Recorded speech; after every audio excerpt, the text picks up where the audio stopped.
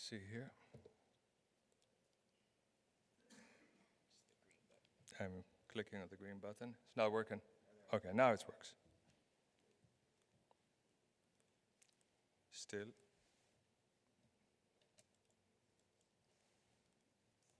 Clicking on the, okay, it has a sweet spot where it will do that. I'm going to concentrate lots of my talk on eosinophils in the esophagus and the lower gut. They had center stage at DDW this year. So this is a study from the CGER, from the consortium, on efficacy. No, let me just go back. Okay, thanks. So, thank you. So that's a study on efficacy of one food versus 6 food elimination diet for treatment of eosinophilic esophagitis in adults. Results from a multi-center randomized control, the SOPHY trial.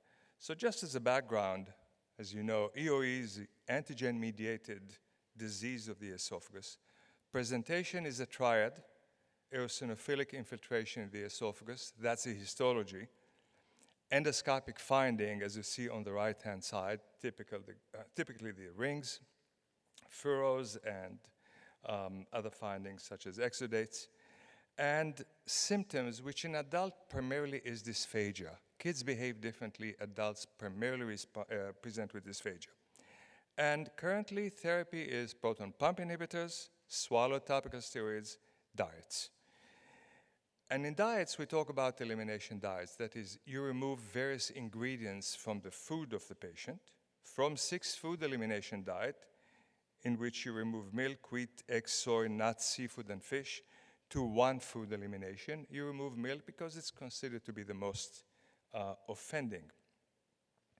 And when you look at reviewed published trials at the efficacy of these diets with regard to histopathology, then elemental diet are the most effective in reducing the inflammatory response, but they're also the least tolerated. And then the 6 food and 4 food, as you eliminate less foods, you get lesser and lesser efficacy all the way down to dairy, which is about 20%. So this was a prospective, multi-center randomized in adults. Aim was to determine and compare efficacy of 1 food versus the 6 food, looking at histology, endoscopy, and clinical outcomes. The primary outcome was % achieving histological remission. That is less than 15 eosinophils per high power field. This, by the way, is an accepted metric in assessing response, both in clinical practice as well as in studies of EOE. Then there were a number of secondary outcomes, other metrics of histology, and scores of symptoms, endoscopy, quality of life, and like that. And the hypothesis was that 6 food is going to be better than 1 food elimination diet. And this is the way they conducted the study. Adults, active EOE, more than 15, equal or more than 15 eosinophils per high power field, failed PPI, and they're all symptomatic. So they randomized them, and you see that on the right, 1-to-1, either 1 food or 6 food, gave them treatment for 6 weeks, reevaluated, did the endoscopy. Those in the 1 food that did not respond moved to a 6 food. Those in the 6 food that did not respond moved to swallowed steroid, 6 weeks of therapy, and endoscopy and evaluation. And these are the results. And when you look at every one of these 3 metrics, histology, symptoms, endoscopy, there was really no difference at 6 weeks between the 6 food and the 1 food elimination diet. And for those who failed the first phase, the 6 food was effective in about half the patient who failed dairy, and the swallowed steroids were effective in most of those who failed 6 food. So, in conclusion, the 1 food elimination appears to be a good option as a therapy, perhaps initial therapy for EOE. It is not clear why the results of this study are so much better than what the rest of the literature is showing. Regardless, it could be an attractive option as an adjunct to therapies that achieve suboptimal. Let's say you're treating a patient that have both reflux and EOE, and you put them on PPI, and they're not responding. Rather than adding some other pharmacotherapy, perhaps you can go on an elimination diet, and a dairy may be better tolerated than a 6-food elimination diet. Okay. Again, within the realm of EOE, PPI. So PPI therapy achieves about 42% efficacy in induction of histological response, okay? And that data comes from summarized in the latest technical review that was published in Gastro. The certainty of evidence for these numbers using the grade system is very low. And it's very low because studies were uncontrolled, and there's a marked heterogeneity in published data. So this is a nice study. There were only 2 slides and very briefly presented as part of the Best of UEG presentation, oral presentation at DDW. And they looked at the efficacy of proton pump inhibitor therapy for eosinophilic esophagitis in real-world practice. And that's the attraction of this presentation. So they took patients that were enrolled in a European database, 842 patients with demographic data that was completed, and 630 of them had PPI as the pharmacotherapy that was used to induce treatment and remission. 172 of those that achieved remission then went on for a chronic trial to assess maintenance of remission. And these are the results in a nutshell. On the left-hand side, on the bar graph, you see, and if you look at the green and the greenish and the blue, about 50% of patients on high-dose PPI achieved remission, somewhat comparable to the 42% that was reported in the technical review. When you look on the right-hand side, about 70% were able to maintain the remission on use of PPI, and that's a nice number because there are less data on maintenance therapy with PPI as compared to swallow steroids. And the nice thing about that, again, it is real life. These are not selected patients for an open label trial in one center or other centers. They also found that predictive factor for response was inflammatory phenotype and prolonged treatment. So perhaps we should go for 2 to 3 months in the induction therapy rather than 8 weeks. Okay. And I took this slide from a talk by Iko Hirano because I think it kind of nicely summarizes where we stand with regard to these 3 modalities. So when you look at effectiveness, steroids fare the better. You look at administration, PPI are the easiest, obviously. You just pop in 2 pills a day and that's it. Safety, they're all quite safe. Cost, PPI the lowest. And availability, comparable, except that steroids are not FDA approved. And then there are a few other pros and cons with regard to the choice between these 3. This is the next presentation on eosinophilic GI diseases. I thought this one was one of the most intriguing presentations which I reviewed at DDW. Very long and a mouthful of title. This is endoscopy and systematic biopsy of patients with chronic gastrointestinal symptoms leads to high discovery rate of patients who meet histological criteria for eosinophilic gastritis and or eosinophilic duodenitis. This is a multi-center study, 20 centers in the States, 1 in Australia. So what are these conditions? They're primarily chronic eosinophilic infiltration of the stomach, duodenum or esophagus. The driver are eosinophils or mast cells. And the symptoms, as you see, are quite varied. So in EOE, it's primarily dysphagia. But as you look at the other symptoms, abdominal pain, nausea, early satiety, loss of appetite, and the like, this about fits about any enteric problem that you encounter and every functional patient that you take care of. No FDA-approved treatment, and the current standard of care is diet, steroids, or PPI if you're dealing with EOE. And that comes on the heel of a previous study, which I will briefly discuss later, that involved a new agent, a new monoclonal antibody for treatment of EGID that reported a high rate of gastroduodenal eosinophilia. And 30% of the were patients with chronic non-specific functional GI symptoms or diagnosis who received de novo diagnosis. In other words, they were not patients pulled out of a database because somewhere it written that they had eosinophils in their biopsies. Rather, they were followed for these conditions, found to have these abnormality on biopsies, and enrolled in the study.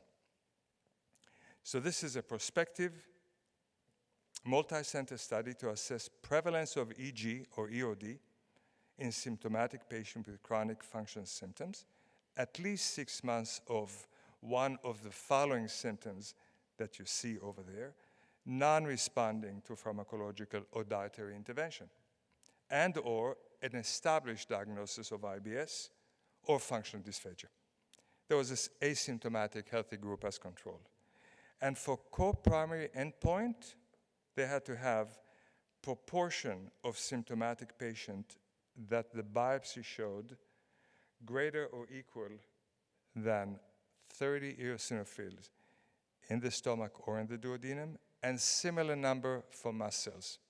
These are established numbers to diagnose eosinophilic gastritis or duodenitis. And here you look at past GI diagnosis, give you an idea of the spread of the patients. About 93% had GERD, IBS, functional dysphagia, or EOE alone or in combination. GERD alone, 65. IBS alone, 55, half the patients. Less so FD. And as we know from experience, if we take biopsies from the stomach in EOE, EOE made only about 2% of these patients. And here are the results. If you look at those that met criteria, symptoms and biopsies, 73% of the total group, 405 patients, 45%, almost half, met histology criteria for eosinophilic gastritis or duodenitis. The vast majority had duodenitis alone. About a quarter had a combination of duodenitis and gastritis, and a small fraction had gastritis alone. So what do we make out of that? So 45% of patients with moderate to severe unexplained GI symptoms in this study met strict criteria for gastric or duodenal eosinophilia. And eosinophilic gastrointestinal disease should be considered in patients with moderate to severe unexplained symptom. That is a huge number. And even if some of these patients were selected, and even if a fraction of a fraction of a fraction of this number will materialize in clinical practice, that will still make a large number of patients with unexplained symptom, or those what you consider functional, to actually have an organic disease that can lend itself to treatment, and the treatment I'm going to describe in the next couple of slides. So this was another, by the way, all presentations were oral presentation. This was another one, long-term treatment of patients with eosinophilic gastritis and or eosinophilic duodenitis with Lirentelimab, a monoclonal antibody against Siglec-8. And what the Siglec-8 is, it's a receptor that sits on the cells of, on these cells, eosinophils or mast cells, that when blocked by this monoclonal antibody, prevent mast cell from being activated and producing and delivering their neuromediator that induce inflammation, and result in apoptosis of eosinophils, and so depletion of eosinophils in the tissue. So that came on the heel of a previous study that was published at the New England Journal of Medicine in October, and that was a phase 2 study of the same monoclonal antibody, but that one was a short-term, 4 months, to see if you can induce remission. And by the way, this medication is given intravenously once a month. So when you look at the right-hand side in that study and compare the monoclonal antibody to placebo, in every one of the metrics that they used, tissue eosinophil, that is histology, number of treatment responders, and when they look at total symptom score, they all significantly improved on the monoclonal antibody. So the purpose of this study was to look at maintenance. So this was to determine safety and efficacy of long-term use of Lirentelimab for treatment of EG or EOD. So the patient that completed the previous study, the Enigma one, had the option to receive this medication in an open-label trial going forward. They were treated for close to 2 years, a bit more than 2 years, and it's administered every 28 days intravenously. And they underwent endoscopy and biopsy at the end of roughly 1 year and at the end of about 2 years. And that's the results. This is TSS score on the y-axis. And you see that there's quite a significant drop right at the very beginning after the first or second dose. And then as you go forward, they continue to improve. Not just maintaining, they continue to improve over time. You look at histology, and by the end of 1 year, the number of enrollees dropped but by the end of 1 year and 2 years, you have almost 90 to 100% remission histologically in these patients. So the conclusion, this is a long-term treatment with Lirentelimab, results in sustained histologic and symptomatic response. There's also improvement in blood eosinophilia. Was very well tolerated, and now there are additional studies, phase 3, in both EG and EOD, and they're also going to start it in EOE. So they're definitely looking at other entities involved with eosinophils. I'm going to conclude with this study from the San Diego group, Laryngo-Pharyngeal Reflux, LPR, efficacy of reflux band, the upper esophageal sphincter assist device, for LPR, a prospective 2-phase trial. So as you know, LPR refers to various symptoms believed to be caused by acid reflux above the upper esophageal sphincter. And we lump together quite a few of them. There's cough, dysphonia, throat clearing, sore throat.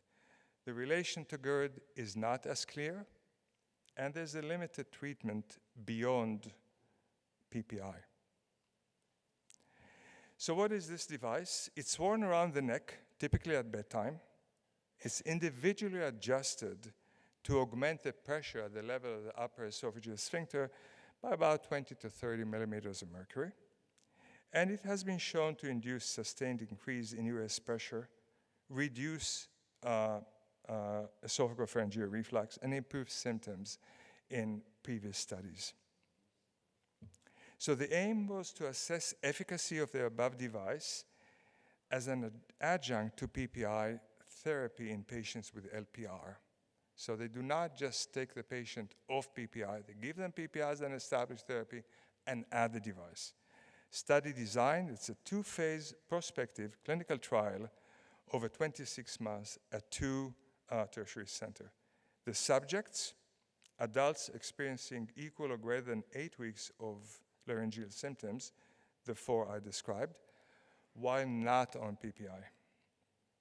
And here is the flow chart of the design. So initial enrollment with questionnaires and assessment. Then they put the patient on double dose PPI 4 weeks. At the end of 4 weeks, they assess again. and then put the device on, adjust, put the patients for 4 more weeks of treatment now with both PPI and the device, and then reevaluate. Primary endpoint is LPR symptom response, measured by Reflux Symptom Score Index, RSI. That's an established and validated questionnaire for LPR. Symptom response was defined as a decrease in RSI or less than 50% in the value. And you look at the patient, 154 started, 78 were enrolled, 36 completed phase 1, 31 completed phase 2. And again, in a nutshell, the results, if you take a look at the graph on the right, the phase 1, at the end of phase 1, there's no significant difference between baseline. So PPI in and of themselves did not really induce much improvement. However, the combination of PPI and the device did result in significant improvement in these patients. So the external US compression device is a potentially efficacious, non-invasive therapy for LPR. There's a need for larger studies. And by the way, at DDW, there was another oral presentation from also San Diego on the use of it in patients with lung transplant as prevention of rejection along the line of what John mentioned before. And this is the end of my talk, and thank you very much for your attention.